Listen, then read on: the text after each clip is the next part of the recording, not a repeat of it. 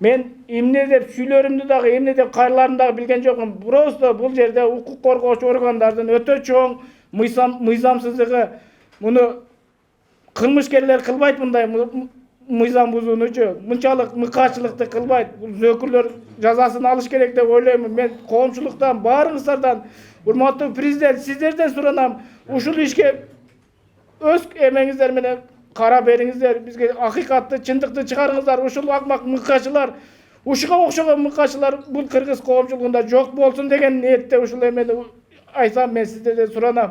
Çok rahmat. Başka sözüm yok benim. Hiç kanday bunun жүрегі орған емес. Бұл 100% таза бала болған. Жүрегі менің балдарым, misal үшін мана ел вирус болып атат дейді. Мені көріп тұрасыздар, балдарымның, даже неверелерім грипп болып оруға керек болса қыштың күнідечі. Бұл ең бұл бекер сөз, жалған бұл.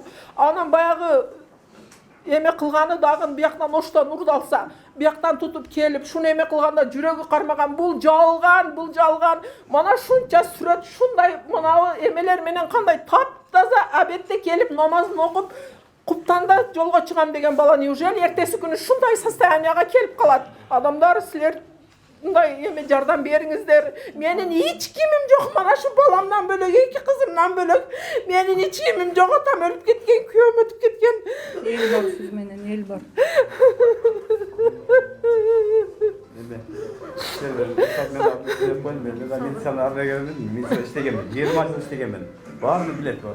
İçki işler kızmatkerleri bulardı mıkaçılık menен öldürüp durup 2 күнгө чейин кабар берместен издерин жашырышып, ар түрдүү методдордун пайдаланышып, мына кечеги эме бул окуялар боюнча кече мына азаттыктан жарыяланган эмелерди көрсөңөр, бүтүн ошол милиция кызматкерлери, ички иштер министрлиги өзүнүн пайдасына эме кылып салган, информацияны жалган информациялар чыгарып салган. Булардын бардыгы төгүл. Буларды кайтадан расследованиясын биз талап кылабыз. Ошол эмелер бүгүн биздин алдыбызда эмеге отурсын, түрмөгө кыйналып алган, өлтүргөндөр бүгүн болсун. Чындык болсун. Чындык болсун. Эгер мен ушунчалык кылса кыргыз эли болуш керек. Кыргыз эли көрсүн. Болбосо биз акыйкаттык үчүн ошо моргто баланы алып келип туруп, анау центральный площадька коебуз. Ошону бүткүн эме пресса, башка эмелер бүтүн маалымат каражаттары силер таркаткыла, ошону көрсөткүлөр. Ошол жерге эл ошончо бүгүн мына оштун эли бар, келгиле, көргүлө ошону. Bugün eğer Неужели biz ушунчалык эме акмак болуп отуруп өзүнө кылып ушунчалык жолго жашып özüm кетти? oynumalar, uşul söğüktü, ben maşinama yüklep alıp durup, ben ошо площадька барам. Kırgızstan'da varam ben, Kırgızstan'ın her bir oblasına varam. Uşul uğulumuz tiri üstünde kılalmagan işin yok degende uşul ölümü menen erkek kişine bolsa da bağlıma çesin dedi. Eğer de uşuna sutmet ekspertiza gerek, şundan şuna da kütüp oturup daha 1 ay, 2 ay vakit ötüde duran olsa, bu dolar zeyme kızmayız. Biz, benim çeçimim Ceke özümden oyup, maşinaga yüklep alıp durup, Kırgızstan boyunca kıdıramış. Her bir Kırgız'ın özünü koşar. Ayağına çalamaz. Pıtka kılışıp, arkanda yıkmalar menен urup, soğup, zökürdükçe mınандай kılıp, mıkaçılık menен öldürüp koygonduğunu el bilsin. Бұл birinci жолу болуп аткан жок. Мындай карапайым элдер толтура. Садыр Жапаровдун башынан өткөн окуя карапайым элдин арасындагы ата-энелердин башынан өтүп жаткандыгы бул биз айтсак айтпасак дагы төгүн эмес. Ошон үчүн мен сиздерден суранып кетер элем. Ушул чындыкты жеткирип, биздин балабыздын кылмыштуулукка эч кандай тиешеси жок экендигин, ошондой эле мынабы укук кызматкерлеринин, укук коргоочу kızmatkerlerinin, milisiya kızmatkerlerinin öz жообуну алышыны, öz акыйкатты чечип, өзү жоопкерчиликке тартышыны биз талап кылабыз. Азыр балдар бул жердеги отурган биздин туугандарыбыз айтып кетти. Мен аларды кайталагым келбейт. Бирок мен бир нерсени айткым келет. Бул биринчи болуп жаткан жок. Биздин ушул жакын туугандарыбыздын арасында экинчи жолу ушундай пытка болуп жатат. Биринчи пытка мындан 1 жыл мурда болгон. Bular жок жерден мынабы жаштыкта ушуна кичинекей катачылык кетирип бир ограбленияга булар күнөөлүү болуп калган үчүн ушул учурга чейин канча жыл өссө дагы куугунтуктап тажатып бүттү жашоодон бул балдарды. Эмне үчүн качанга чейин эл коркуп жашайт укук коргоо кызматкерлеринен? Качанга чейин милициялардан коркуп жашайт? Биз алар үчүн аларга ишенип, өзүбүздүн ишеничибизди артып, Biz özümüz bирөөдөн корккон болсок ошолорго кайрылышыбыз керек го. Biz kaçanга чейин алардан коркуп жашайбыз. Ушул нерселерди эске алып койсоңуздар болот. Мен дагы бир нерсени айткым келет. Жанатан бери биз өкмөт башчыга кайрылып кеттик. Мамлекеттик укукка коргоо кызматкерлеринин жетекчиси Ташиевке кайрылып кетип бартабыз. Дагы бир жолу сурайм. Мына Садыр Жапаровдун посткого отурганына дагы азыда 15 күн болуп калды, Мына ошондой болсо дагы бул кылмыштуулук уланып келет. Бул нерселерге ушул элге жеткирип, чындыкты таа беришиңиздерди мен суранам. Азыр эле мен айтып кеттим. Бул биринчи жолу болуп аткан жок. Элдин арасында болуп жатат деп. Бул биздин экинчи балабызды ушундай пытка кылып атат. Эгер ишенбесеңиздер, биринчи пытка болгон баланын энеси ушул жерде отурат. Азыр өзү болгон окуяны айтып берсин сиздерге. Азаттык KG'ге информация берип кеткенбиз. Келип алгансыңар. Эмне үчүн бир жактуу информация берип атасыңар? Силер эмне үчүн милицияга иштеп атасыңарбы? Милициянын информациясын чыгарып атасыңар. Биздин информацияны чыгарбай жатасыңар. Кече бизден информация алгандар өздөрү билет.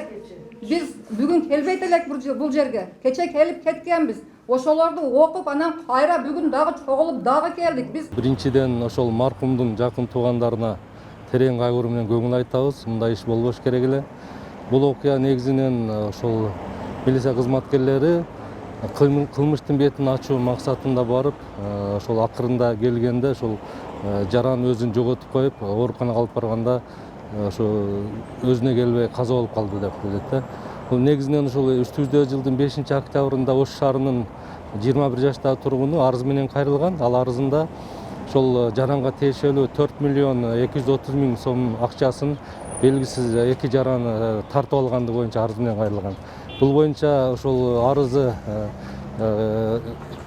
кылмыштардын жана жоруктардын бирдиктүү реестрине катталып, сотко чейин өндүрүш ачылып, бул боюнча тергөө иштери жүргүзгөн.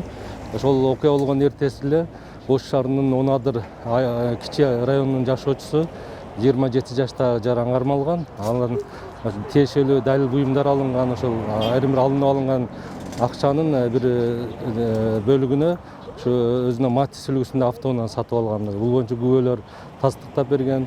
Ошондой эле ошол шериги ошо Ноокат районунун 26 жаштагы тургун экендиги боюнча маалымат алынган. Ошондой эле ошол Кызыл Кыя шаарынын аймагында жүрөт деген ыкчам маалымат болуп, ошону кармап келүү максатында барышкан. Барганда ошол 15-октябрь күнү болжол менен саат 20:30 чамасында Кызыл Кыя шаарында кармашкан. Кармаган учурда бул жаран жанында травматикалык тапанча менен каршылык көрсөтүп аракет кылган, бирок кармалып, ошо жанынан 4 патрону менен тапанча алынган. Жана ошол жерде ошол окуя боюнча Кызыл Кыя шаардык ички бөлүмүнө бул маалымат катталган. Ошо каршылык көрсөткөнү кармалганы боюнча. Анан бул жерге алып келгенден кийин ушу болжол менен саат 12:30 чамасында, бул 15-16 октябрга караган түнү ошол кармалып келген жаран өзүнүн кокусунан өзүн жоготуп коюп, анан ошо ооруканага ошол кармап келген балдар алып барганда өзүнө келбей каза болуп калганын билдирген да. Ошол дароо эле ошол окуя боюнча Кыргыз Республикасынын Ошто жайгашкан ички иликтөө кызматы тарабынан иликтөө башталган. Азыркы кезде ошол эмне себептен өлгөндүгү боюнча аныктоо максатында сот медициналык экспертиза дайындалган.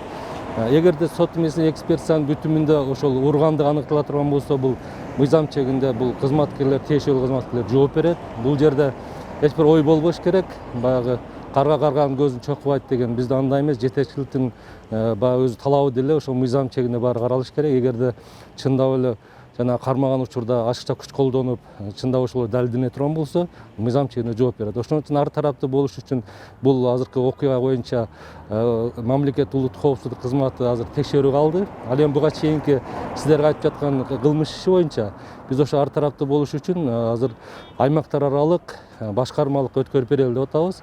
Себеби биз мындан ары тергөө жүргүзгөндө моралдык да укугубуз болбой калат да.